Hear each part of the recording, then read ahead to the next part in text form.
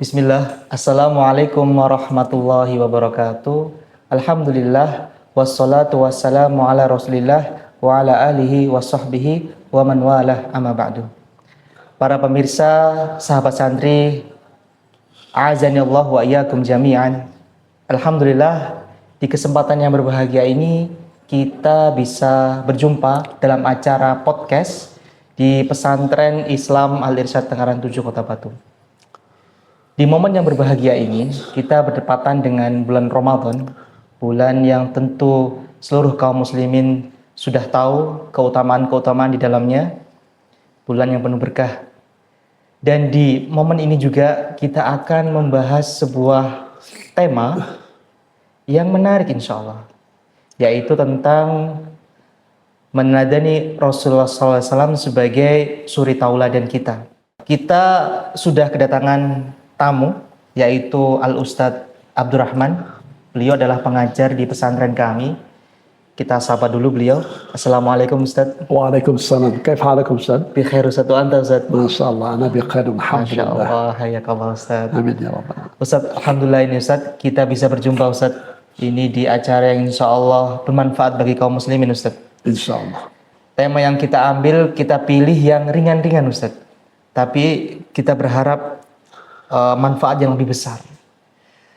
Ustadz, kita melihat bahwasanya fenomena yang ada saat ini bisa dikatakan kaum muslimin banyak sekali jauh dari kata meneladani Rasulullah SAW, Ustadz. Padahal Allah berfirman bahwasanya di dalam diri Rasulullah SAW itu terdapat uswatun hasanah, Ustadz. Nah, bagaimana Ustadz tips atau trik supaya kita sebagai umatnya bisa meneladani dan mengambil contoh dari beliau sallallahu alaihi wasallam, Ustaz? Baik, alhamdulillah. Wassalatu wassalamu ala Rasulillah wa ala alihi wa sahbihi wa mawana ma ba'd. Ikhwani kiram, para pemirsa yang semoga dirahmati, diberkahi oleh Allah Subhanahu wa taala. Amin Allahumma amin. Terima kasih atas pertanyaannya. Pertanyaan yang disampaikan adalah pertanyaan yang sangat penting, Ustaz. Karena ini merupakan suatu perkara yang sangat agung yang harus kita perhatikan, yang harus kita pelajari. Jadi bagaimana kita menteladani sunnah-sunnah Rasulullah SAW, sekaligus bagaimana kita menghidupkan sunnah-sunnah tersebut di dalam kehidupan kita sehari-hari. Banyak ayat yang menyebutkan tentang perintah bagaimana kita harus taat kepada Allah dan Rasulnya. Dan bagaimana atau apa konsekuensi di saat kita sudah mengatakan dua kalimat syahadat, yaitu la ilaha illallah Muhammad Rasulullah. Contohnya di dalam Al-Quran disebutkan, Ustaz, tentang kewajiban kita untuk taat dan kepada Allah dan Rasulnya. Allah Subhanahu wa taala berfirman, "Wa man yuti'illaha wa rasulahu faqad faza fawzan 'azima." Barang siapa yang taat kepada Allah dan Rasulnya, faqad faza fawzan 'azima. Sungguh dia telah beruntung dengan keberuntungan yang sangat besar. Dan bahkan untuk mencapai dan menggapai rahmat Allah, Ustaz Imam, orang harus taat kepada Allah dan Rasulnya. Atiullah wa rasulah la'allakum turhamun. Dan taatlah kepada Allah dan Rasulnya agar kalian mendapatkan rahmat Allah Subhanahu wa ta'ala. Kemudian para pemirsa yang semoga dirahmati Allah Subhanahu wa ta'ala, kita tahu bahwasanya Islam dan sunnah Nabi itu tidak bisa dipisah-pisahkan. Maka siapapun yang ingin sukses menjadi seorang muslim, maka dia harus mempelajari sunnah Nabi SAW. Maka dia harus mengikuti Nabi SAW secara mutlak, baik dari segi akidahnya, dari segi ibadah dan muamalahnya, serta dari segi akhlak karimah beliau alaihi salatu wassalam. Karena itu Allah Subhanahu wa taala memuji beliau di beberapa ayat dalam Al-Qur'an, di antaranya yang kita sebutkan tadi, laqad kana lakum fi Rasulillahi uswatun hasanah liman kana yarjullaha wal yawmal akhir wa dzakarallaha katsiran kama qala. Sungguh telah ada pada diri Rasulullah bagi kalian semuanya uswatun hasanah, suri tauladan yang terbaik. Liman kana yarjullaha wal yawmal akhir, bagi siapa saja yang menghendaki jadi perjumpaan dengan Allah dan surga Allah di akhirat kelak. Wa dzakarallaha katsiran, dan dia senantiasa berzikir kepada Allah Subhanahu wa taala. Ma'asyiral muslimin rahimani wa rahimakumullah. Kemudian saya tekankan lagi di sini bahwasanya Islam itu di antara bangunannya adalah 5 perkara, Ustaz. Dan yang paling penting di sini adalah landasan tauhid dan landasan ittiba kepada sunnah Rasul sallallahu alaihi wasallam. Sebagaimana sabda Nabi sallallahu alaihi wasallam menyebutkan buniyal Islam ala khamsin. Syahadati an la ilaha illallah wa anna Muhammadar Rasulullah wa iqamis shalah wa ita'iz zakah wa hajjil bait wa shaumi Ramadan atau kama qala. Di antara pilar-pilar agama Islam itu adalah pilar yang paling kokoh adalah pilar yakni ucapan atau syahadat tauhid. Yang kedua adalah syahadat Rasul. Yang tadi disebutkan bahwasanya Islam itu dibangun di atas 5 perkara yang sangat kokoh, Ustaz. Yang pertama adalah syahadati an la ilaha illallah, persaksian bahwasanya tidak ada yang berhak dan wajib diibadahi dengan benar kecuali Allah Subhanahu wa taala. La ma'budu bihaqqin illa Allah Subhanahu wa taala. Wa la matbu'a illa Rasulullah SAW. Dan tidak ada yang berhak dan wajib diikuti, ditauladani dalam kehidupan sehari-hari, dalam kita beribadah kepada Allah, kecuali hanya Ar-Rasul SAW. Maka bekal yang paling utama, Ustaz, untuk meneladani Rasul SAW, maka hendaknya kita menuntut ilmu. Dengan ilmu, karena dengan ilmu itu kita bisa mengenal Allah, bisa mengenal Rasul SAW, dan mengenal agama Islam secara sempurna dengan dalil-dalilnya yang sahih. Maka bekal yang utama, Ustaz, hendaknya seorang muslim apabila ingin mentalani dari Rasul SAW dan menghidupkan dan mempraktekkan sunnah-sunnahnya serta syariat Islam yang sempurna ini, hendaknya menuntut ilmu agama. Sebagaimana sabda beliau, talabul ilmi fariidatun ala kulli muslimin. Sesungguhnya bahwasanya menuntut ilmu itu, agama itu diwajibkan atas setiap muslim. Maka itu, Ustaz, ilmu adalah bekal utama agar kita bisa mengamalkannya. Setelah ilmu baru kita beramal, agar yang amal itu hendaknya kita landasi dengan ikhlas dan sesuai dengan syariat Allah dan sunnah Nabi SAW. Demikian, Ustaz, mungkin sedikit penjelasan tentang pertanyaan antum tadi. Masya Allah. Nah, Ustaz, jazakallah khairan. Tentu keutamaan ilmu sangat luar biasa. Dengan ilmu, para pemirsa kita, ya Masya Allah, seperti yang dijelaskan tadi oleh Ustaz Abdurrahman, kita bisa meneladani beliau sallallahu alaihi wasallam. Nah, berikutnya Ustadz, ini pertanyaan yang kedua, Ustadz, yaitu berkaitan dengan senyum, Ustadz. Nah, apakah benar, Ustadz, senyum ini juga termasuk sunnah di antara sunnah di antara sunnah Nabi Sallallahu Alaihi Wasallam?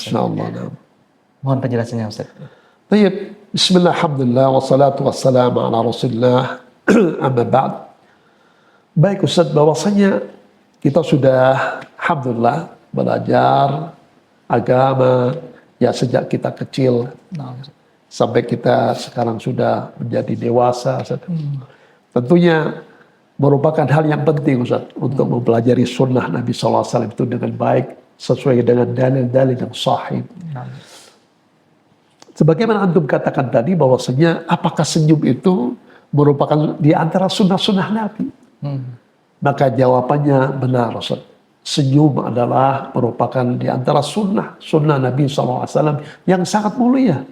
Dan harus kita budayakan, Ustaz. Insyaallah, na'am Ustaz. Coba Ustaz, di antaranya apabila kita bertemu sesama muslim bersenyum dengan tersenyum saja, Iya. dengan wajah berseri-seri, Iya. alangkah indahnya Ustaz, alangkah segar bugarnya hati kita, jasmani kita, persaudaraan kita, rasa kasih sayang di antara kita, tentunya akan sangat kuat Ustaz. Nah. Dan selain itu kita dapat pahala dari Allah Subhanahu wa taala. Ini selaras dengan hadis Rasulullah SAW yang mengatakan la tahqiranna Nah. minal ma'rufi syai'an walau an talqa akhaka biwajhin talqin atau kama qala.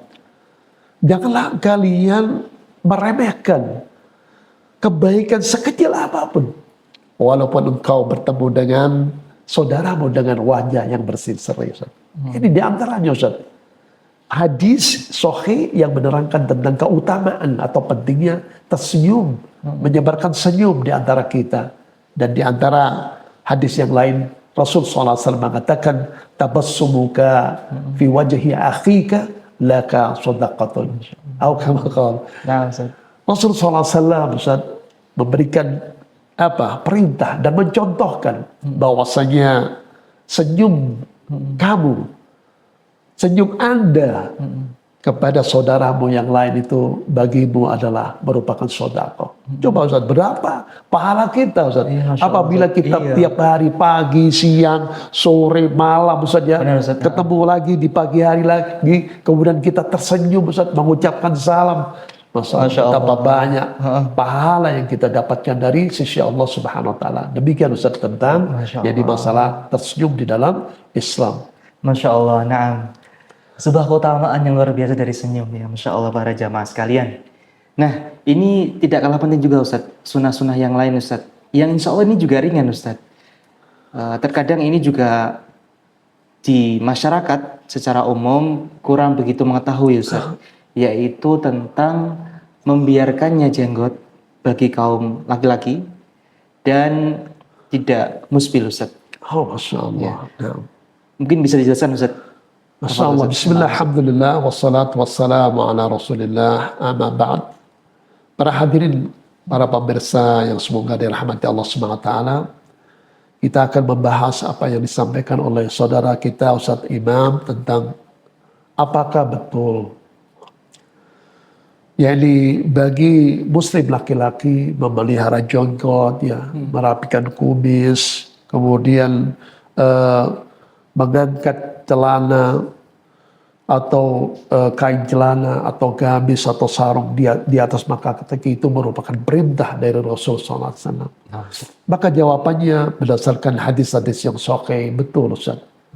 Maka kita diperintahkan. Masalahnya pertama, masalah tentang yaitu sunnah memelihara leha, memelihara dan membiarkan jenggot kita panjang Ustaz. Dan merapikan kumis atau mencukur kumis merupakan perintah dari Rasulullah SAW. Beliau pernah bersabda di antara hadis-hadis yang sangat masyhur, yakni di antaranya hadis riwayat Muslim, yakni yang mengatakan ahful asyawarib wa aful liha, rawahul Muslim. Rasulullah SAW di hadis ini memerintahkan ya, yakni cukurlah kumismu, cukurlah kumis atau rapikan kumis, kemudian biarkan jenggot itu atau jenggot kita itu panjang Ustaz. Dan ini sunnah Nabi SAW. Beliau SAW itu ya merapikan kumisnya dan membiarkan lebat panjang jenggotnya. Dan di hadis lain ditekankan lagi Ustaz, yang di hadis juga riwayat Muslim yang mengatakan khaliful musyrikin, selisilah orang-orang musyrik, ahful syawarib wa auful liha, jadi cukurlah, rapikanlah atau cukurlah kumismu dan peliharalah atau biarkan jenggotmu itu panjang. Jadi di antara keutamaan-keutamaan Ustaz, bahwasanya kalau kita mencontoh Nabi SAW dalam kebaikan-kebaikan Ustaz, maka setiap kita memelihara jenggot dan mencukur kumis kita akan mendapatkan pahala dari Allah Subhanahu wa taala. Coba Ustaz, Berapa banyak pahala yang kita miliki, yang kita dapatkan dari Allah Subhanahu wa taala di saat kita laki-laki muslim itu memelihara jenggot kita. Iya, Ustaz. Ya, tidak memotongnya dan mencukur dan merapikan kumis kita. Maka setiap saat itu kalau kita niati dengan ibadah karena ibadah kepada Allah dan mengharap pahala Allah dari Allah Subhanahu wa taala, maka kita akan mendapatkan pahala dari Allah Subhanahu wa taala. Yang kedua, masalah musbil atau isbal. Ini juga penting bagi kaum muslimin, terutama kaum muslimin laki-laki untuk memperhatikannya. Karena musbil ini merupakan di antara dosa-dosa besar. Banyak kaum muslimin yang celananya atau sarungnya atau bahkan kain bajunya itu sampai dibiarkan di bawah mata kakinya.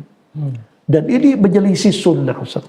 Dan kata para ulama ini diantaranya adalah diantara dosa-dosa besar. Maka kita hendaknya bertobat dari hal itu. Ini sesuai dengan sabda Nabi SAW yang memperingatkan keras, Ustaz, bagi orang-orang yang musbil. Sebagaimana sabda Nabi SAW, ma asfala minal ka'baini minal izari fa finnar.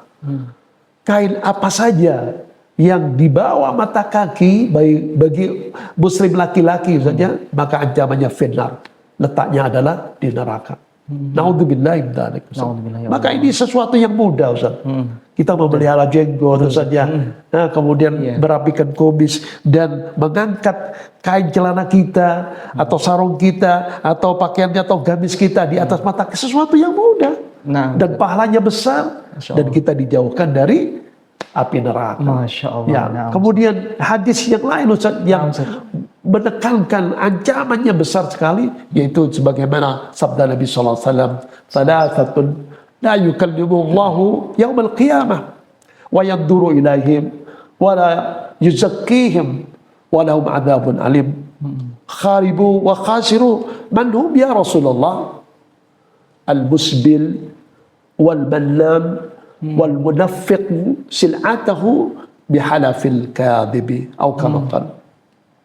Hadis ini, Ustaz, sampai diulang-ulang oleh Rasulullah 3 kali. Ada 3 orang yang Allah tidak akan berbicara kepada mereka di hari kiamat dan tidak memandang mereka dan tidak mensucikan mereka dan bagi mereka adab yang pedih. Kata para sahabat, Ustaz, sungguh celaka dan meruginya. Siapakah mereka ya Rasulullah? Kemudian Rasulullah SAW menjawab, al-musbil, orang yang sengaja, Ustaz, ya, membiarkan kain sarungnya, kain celananya atau kain bajunya itu di bawah mata kaki. Dan yang kedua, Rasulullah juga mengancam jadi orang al-manan, orang yang memberi sesuatu itu untuk diungkit-ungkit, Ustaz. Ini juga tidak boleh. Yang ketiga yaitu orang yang ingin melariskan dagangannya dengan sumpah-sumpah yang palsu.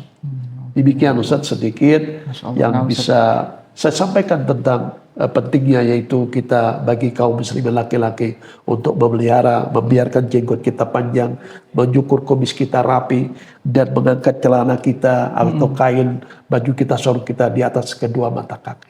Wallahu a'lam bishawab. Hayakumullah, Ustaz. Jazakallahu khairan. Masya Allah.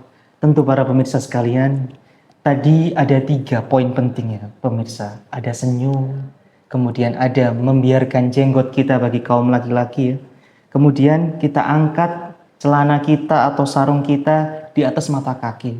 Memelihara jenggotnya dikira apa, seperti ya mungkin istilahnya, mohon maaf ya, seperti kambing lah atau bagaimana. Nah, ini sesuatu yang ya seharusnya tidak diucapkan, ya kan? Jadi kita meniru Nabi SAW ya karena ada perintah di dalamnya itu. Kita biarkan cercaan-cercaan mereka. Sudah, biarin saja mereka-mereka yang mencerca. Ya, kita niatkan kita ittiba'ur Rasul, mengikuti sunnah Nabi SAW.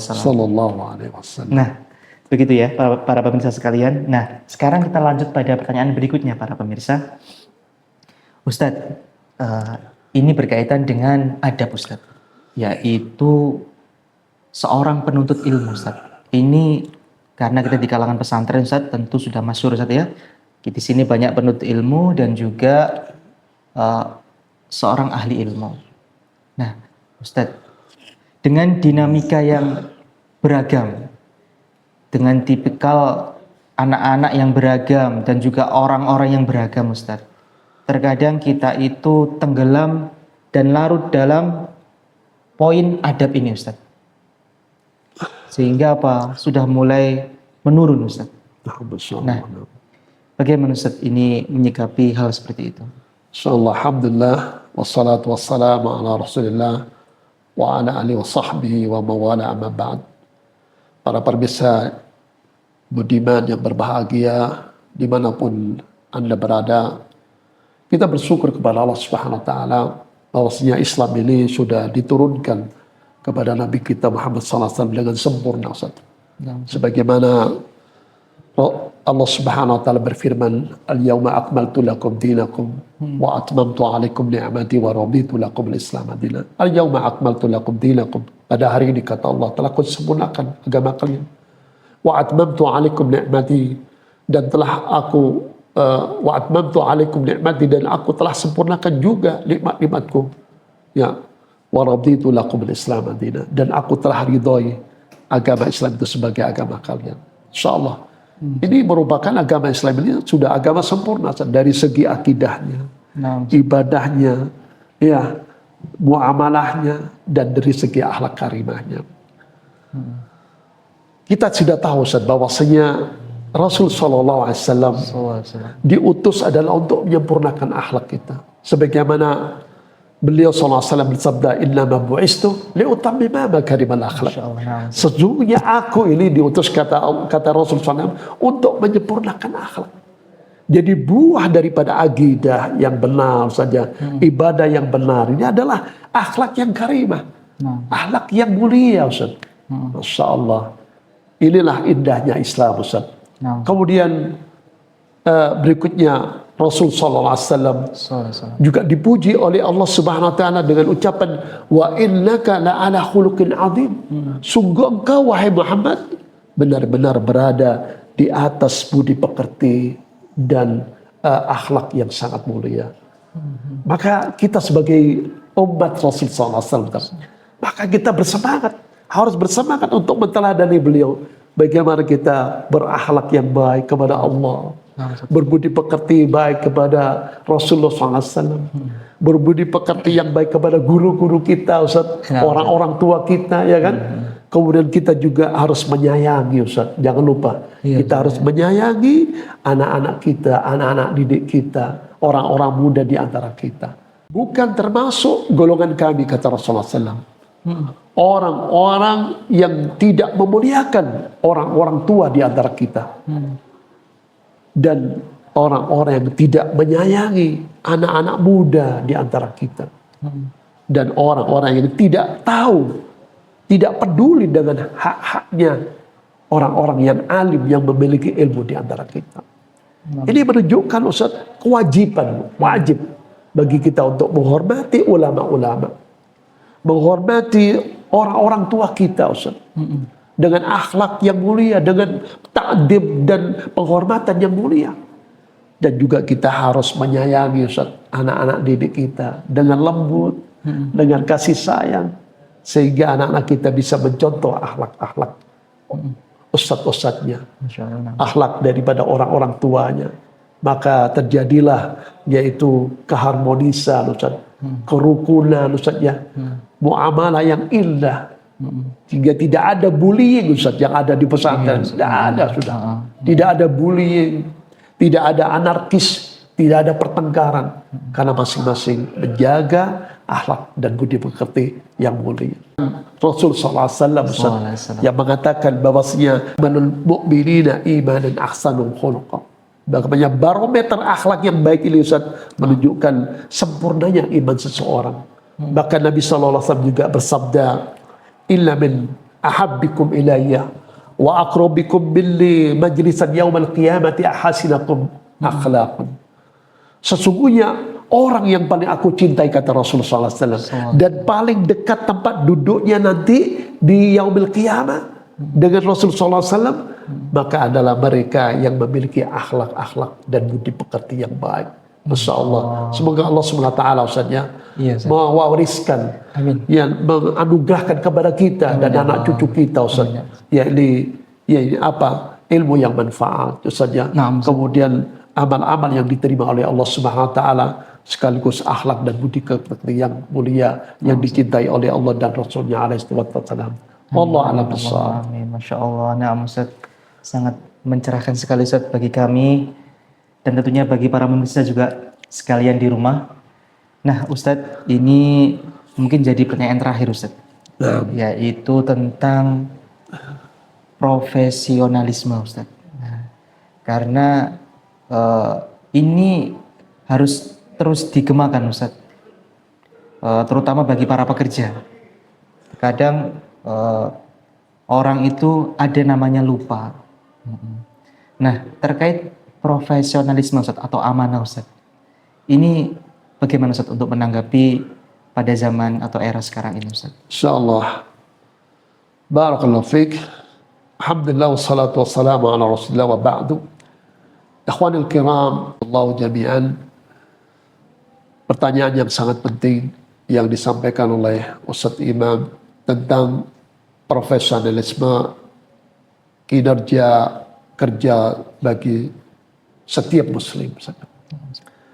Tentunya Ustaz, di dalam Al-Quran dan Sunnah dijelaskan bahwasanya seorang muslim itu harus bersungguh-sungguh di dalam hidupnya, harus betul-betul memperhatikan kewajiban-kewajibannya, baik kewajiban-kewajibannya kepada Allah ataupun kewajiban-kewajibannya kepada pekerjaannya. Karena itu sangat indah sekali Ustaz apabila seorang pekerja di dalam sebuah kantor atau sebuah perusahaan atau bahkan di sebuah pesantren, apabila mereka yang sudah dibekali ilmu agama ya yang luas, yang mendalam, kemudian mereka juga membekali mereka dengan profesionalisme Ustaz. Nah, Ustaz. Yaitu bagaimana bekerja dengan penuh kejujuran Ustaz, dengan penuh amanah Ustaz. Nah, Ustaz. Sehingga pekerjaannya tersebut selain tuntas, penuh barakah, penuh rahmat dari Allah, juga bermanfaat bagi orang-orang di bawahnya. Ini selaras dengan sabda Nabi sallallahu alaihi wasallam yang mengatakan Ustaz bahwasanya inna Allah ta'ala yuhibbu idza amila ahadukum amalan ayyutqinahu atau kama qala. Sesungguhnya Allah SWT itu mencintai apabila salah satu di antara kalian itu beramal sebuah amalan kebaikan, kemudian dia menyempurnakannya, alias dia mengerjakannya sampai tuntas, sampai digunakannya dengan cara dan kiat-kiat dan teknik yang profesional, sehingga pekerjaan tersebut Ustaz selain memberikan manfaat bagi dirinya, juga bagi orang lain. Nah, Ustaz. Seperti di pesantren Ustaz, kita gambarkan bahwasanya di pesantren ini banyak sekali ilmu yang dipelajari oleh para santri, dari tahfidzul Quran, kemudian bahasa Arab, ulumus syar'i saja, kemudian bagaimana praktek ibadah, praktek akhlak yang baik, serta ilmu-ilmu umum yang lain Ustaz. Apabila mereka ini dididik oleh para pendidik muslim yang bertanggung jawab, yang amanah, yang jujur dan profesional dan penuh profesionalisme, maka insya Allah Ustaz, pondok ini akan berkembang dan berkualitas yang baik, yang maju Ustaz, serta memiliki santri yang penuh dengan ilmu, kemudian bisa mengamalkannya Ustaz, dan kemudian mereka akan tumbuh jadi pemuda-pemuda Islam yang bertakwa, yang berakhlak karimah dan bermanfaat bagi bangsa dan negara dan agama Islam dan kaum muslimin Ustaz. Demikian Ustaz, mungkin sedikit tentang bagaimana kita bisa atau harus menerapkan yaitu sifat profesionalisme, jujur dan amanah di dalam pekerjaan kita sehari-hari, terutama di pesantren ini. Masya Allah Ustaz, betapa banyak tadi ya Ustaz ya, sunnah-sunnah yang Ustaz sampaikan, dan insya Allah sunnah-sunnah tadi atau amalan-amalan tadi mudah dilakukan di rumah para pemirsa. Insya Allah mudah ya. Kita memohon kepada Allah semoga kita dijadikan hamba yang bisa mengikuti sunnah-sunnah Nabi Shallallahu Alaihi Wasallam. Nah, pada sesi ini saya kira cukup perbincangan kita dengan Ustadz Abdurrahman. Maka pada kesempatan ini saya selaku host izin kepada para pemirsa sekalian untuk undur diri. Insya Allah kita akan berjumpa lagi pada podcast selanjutnya. Dan insya Allah kita siapkan tema-tema yang lain yang lebih menarik lagi. Demikian dari Ana, kurang lebihnya saya mohon maaf. Kita akhiri dengan doa kafaratul majlis. Subhanakallahumma wa bihamdika asyhadu an la ilaha illa anta astaghfiruka wa atubu ilaik. Assalamualaikum warahmatullahi wabarakatuh. Waalaikumsalam warahmatullahi wabarakatuh.